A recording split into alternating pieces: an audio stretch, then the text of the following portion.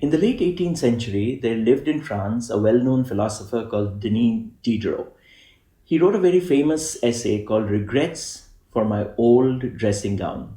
I first read about this in James Clear's book, Atomic Habits.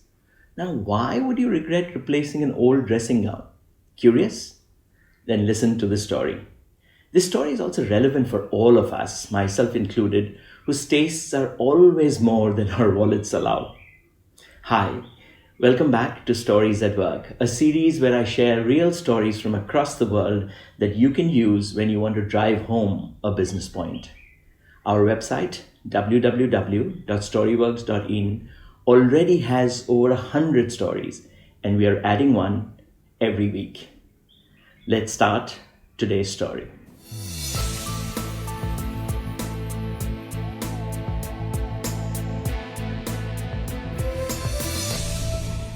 Denis Diderot was a famous philosopher in the late 1700s.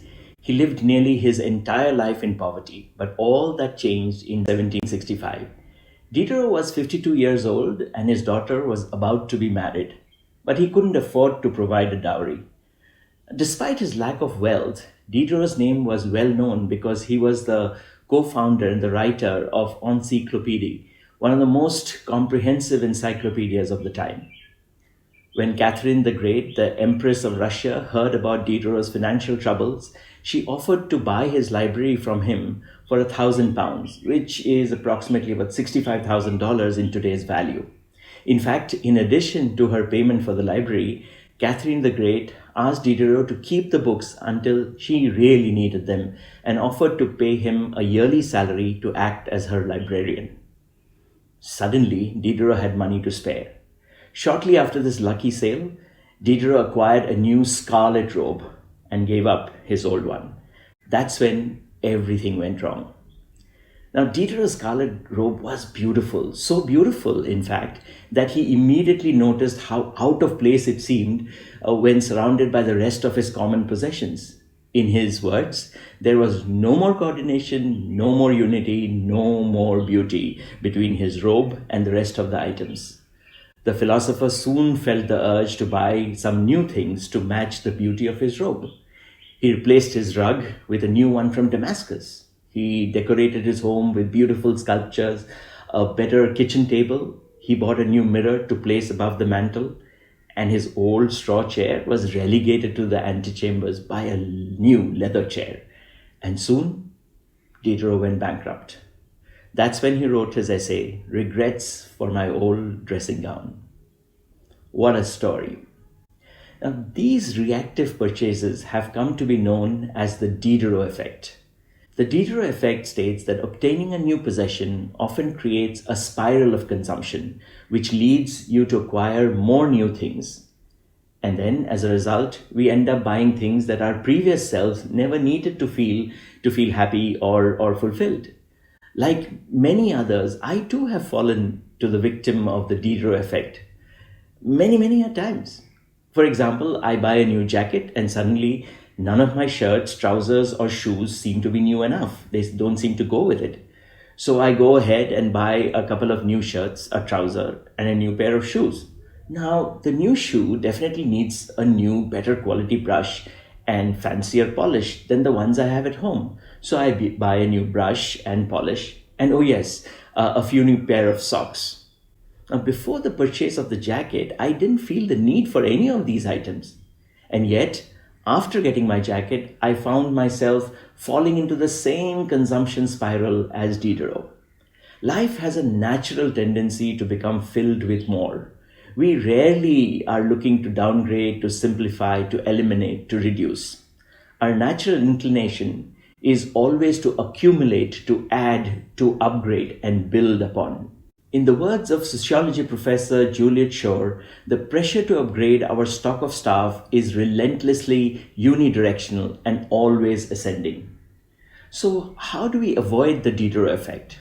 The Diderot effect tells us that our lives are going to be all about more things fighting to get in. So we need to understand how to curate, eliminate, and focus on things that really matter. James Clear, in his book, has a few thought-provoking suggestions. 1. Reduce exposure. Nearly every habit is initiated by a trigger or a cue. One of the quickest way to reduce the power of the Diderot effect, he feels, is to avoid the habit triggers that cause it in the first place. Now, many of you will hate me for saying this, but unsubscribe from Instagram. Meet friends at the park rather than at the mall. Block your favorite shopping websites using tools like Freedom. The second, buy items that fit in your current system. You don't have to start from scratch each time you buy something new. When you purchase new clothes, look for items that work well with your current wardrobe. When you upgrade to new electronics, get things that play nicely with your current pieces so that you can avoid buying new chargers, new adapters, or new cables. And the third, buy one, give one. This is my favorite. Each time you make a new purchase, give something away. Get a new TV, give your old one away rather than moving it to another room. The idea is to prevent your number of items from growing. Always be curating your life to include only things that really bring joy and happiness. Number 4, go 1 month without buying something new. For example, instead of buying a new printer for your home office, get the printing done at a local stationery shop.